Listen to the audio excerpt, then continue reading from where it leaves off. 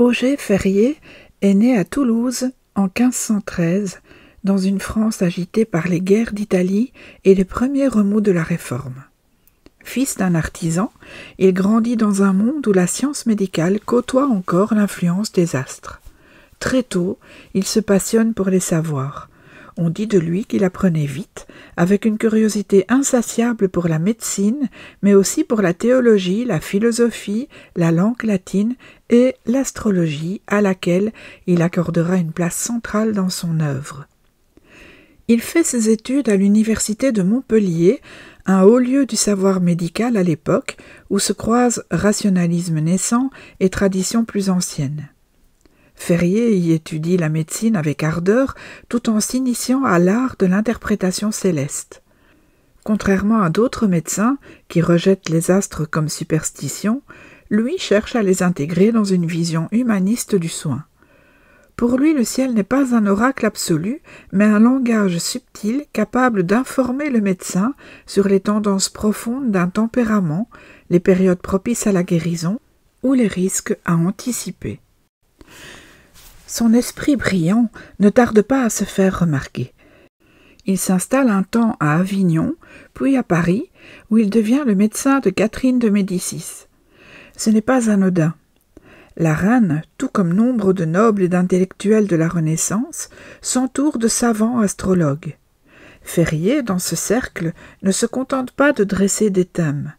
Il y fait valoir une astrologie raisonnée, articulée à la science médicale et profondément ancrée dans l'humanisme du temps. Ses prises de position lui attirent autant d'admirateurs que d'ennemis, car Ferrier est un homme de caractère. Il publie beaucoup en latin comme en français. Il s'attaque à des figures célèbres comme Nostradamus qu'il critique sévèrement pour son usage trop vague et prophétique de l'astrologie. Il défend une astrologie sérieuse, rigoureuse, fondée sur des observations précises et sur la logique médicale d'Hippocrate et de Galienne. Son œuvre la plus célèbre reste Jugement astronomique sur les nativités, un traité dense dans lequel il détaille l'art d'interpréter les naissances selon la position des planètes. Mais contrairement à une astrologie fataliste, il insiste sur le libre arbitre, sur les marges de manœuvre que chacun peut développer malgré les influences célestes. Il y a chez lui un respect profond de l'individu, de sa complexité, de sa liberté. Auger Ferrier était aussi un homme très engagé. Il participa aux débats religieux de son temps, ce qui le conduisit parfois à des tensions avec l'Église. Il fut aussi consulté par des princes, des érudits, des médecins.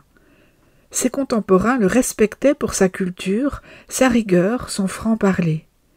Il voyagea beaucoup, notamment en Italie, où il se frotta aux grands esprits de son temps sans jamais renier sa vision d'un savoir universel liant le corps, l'âme et les astres. Il mourut en 1588 à Toulouse, après une vie entière consacrée à l'étude et à la transmission. Il laisse derrière lui une œuvre riche, dont une grande partie reste encore à redécouvrir. Ce qu'il incarne, c'est une époque où l'on tentait de relier les disciplines plutôt que de les opposer.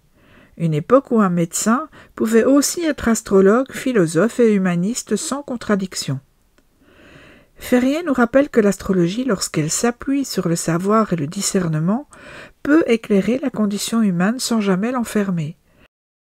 Il fait partie de ces rares figures qui ont su faire dialoguer les étoiles et la raison, sans trahir ni l'une ni l'autre.